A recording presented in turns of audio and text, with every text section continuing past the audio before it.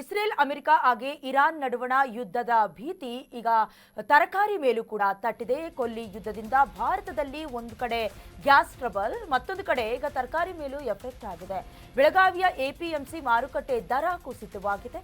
ತರಕಾರಿ ಬೆಳೆದ ರೈತರು ಹಾಗೆ ವ್ಯಾಪಾರಿಗಳಿಗೆ ದೊಡ್ಡ ತಲೆನೋವು ಜೊತೆಗೆ ಸಂಕಷ್ಟ ಎದುರಾಗಿದೆ.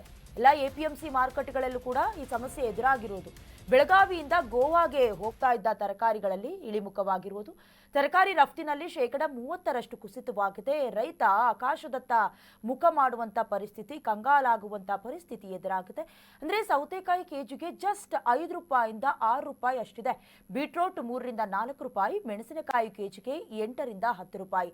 ಇನ್ನು ಬಜ್ಜಿ ಮೆಣಸಿನಕಾಯಿ 10 ರೂಪಾಯಿ, ಟೊಮೆಟೊ ಪ್ರತಿ ಕೆಜಿಗೆ 4 ರಿಂದ 6 ರೂಪಾಯಿಗೆ ಇಳಿಕೆಯಾಗಿದೆ.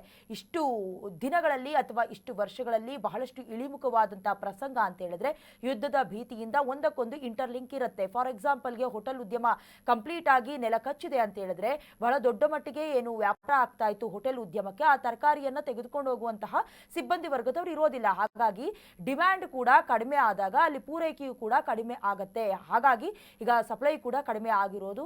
ಹೀಗಾಗಿ ಕೆಲವೊಂದಷ್ಟು ಅಂಕಿ ಅಂಶವನ್ನ ಹೇಳ್ತಾ ಇದ್ವಿ. ಸೌತೆಕಾಯಿಗೆ 5 ರಿಂದ 6 ರೂಪಾಯಿ, ಹಾಗೆ ಬೀಟ್ರೋಟ್ಗೆ 3 ರಿಂದ 4, ಮೆಣಸಿನಕಾಯಿಗೆ 8 ರಿಂದ 10, ಬಜ್ಜಿ ಮೆಣಸಿನಕಾಯಿಗೆ 10 ರೂಪಾಯಿ, ಟೊಮೆಟೊಗೂ ಕೂಡ ಗಣನೀಯವಾಗಿ 4 ರಿಂದ 6 ರೂಪಾಯಿಗೆ ಮಾರುಕಟ್ಟೆಯಲ್ಲಿ ಇಳಿಮುಖವಾಗಿದೆ.